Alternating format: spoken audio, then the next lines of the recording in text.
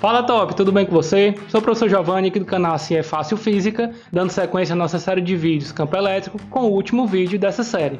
Fique com a vinheta e acompanhe a resolução da questão de hoje.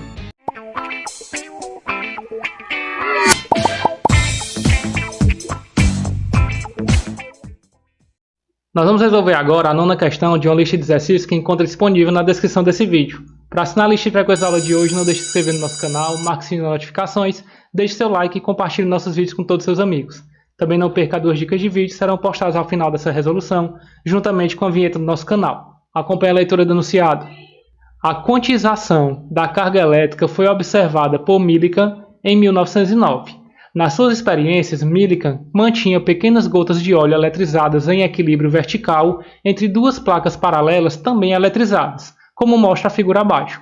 Para conseguir isso, regulava a diferença de potencial entre essas placas, alterando, consequentemente, a intensidade do campo elétrico entre elas, de modo a equilibrar a força da gravidade.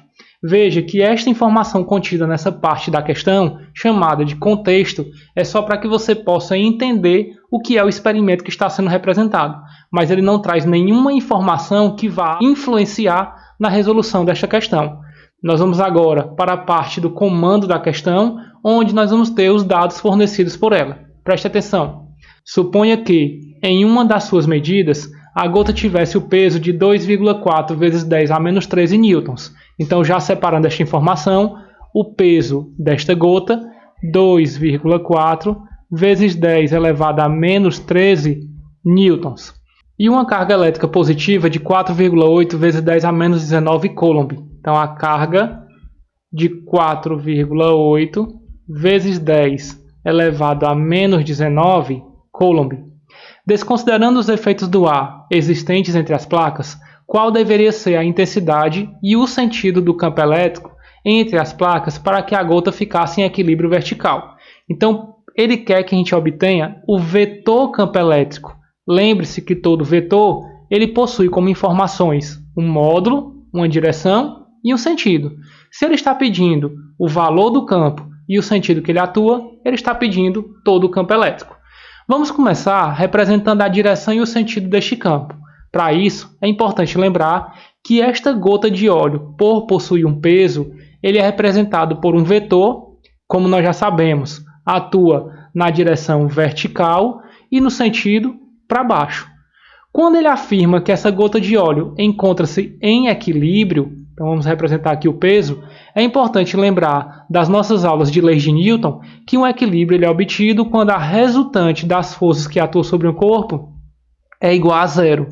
Para que a soma das forças que atuam nesta gota seja igual a zero, sobre ela tem que estar atuando pelo menos mais uma força.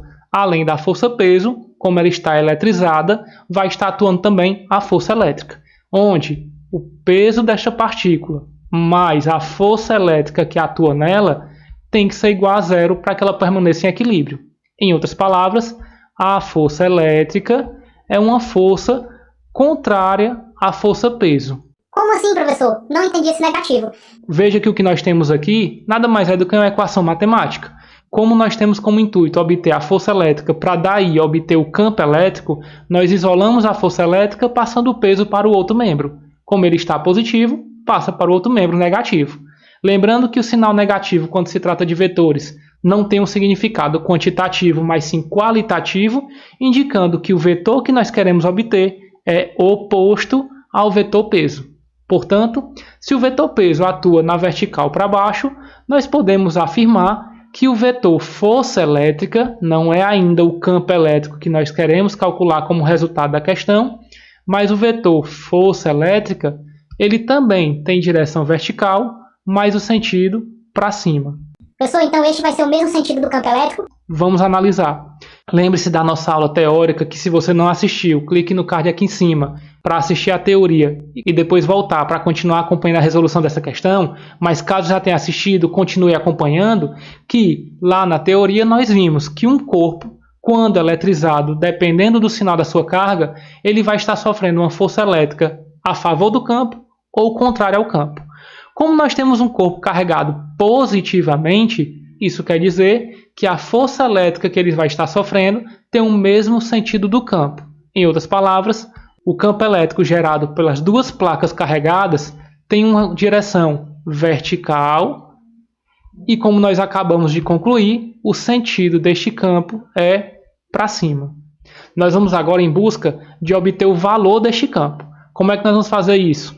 Sabendo que a força elétrica é um vetor oposto ao vetor peso, nós podemos afirmar que o módulo do vetor força elétrica vai ser igual ao módulo do vetor peso, para que eles sejam opostos. Como o módulo da força elétrica é calculado pelo módulo do campo elétrico multiplicado pela carga de prova, no caso, a carga da gota de óleo, isso tem que ser igual ao módulo do peso que foi fornecido pela questão. Substituindo, portanto, as informações, nós teremos. Vou escrever agora o campo elétrico somente pela letra E, lembrando que é uma outra forma de escrever essa notação, o módulo de um vetor, sem a setinha em cima, também não precisa das barras. Multiplicado pela carga de prova, que é a carga da gota de óleo, 4,8 vezes 10 elevado a menos 19, e isso vai ser igual ao peso desta gota de óleo, que é 2,4 vezes 10 elevado a menos 13. Como é a nossa incógnita da nossa equação, nós vamos isolar, passando o 4,8 vezes 10 a menos 19 para o outro membro dividindo.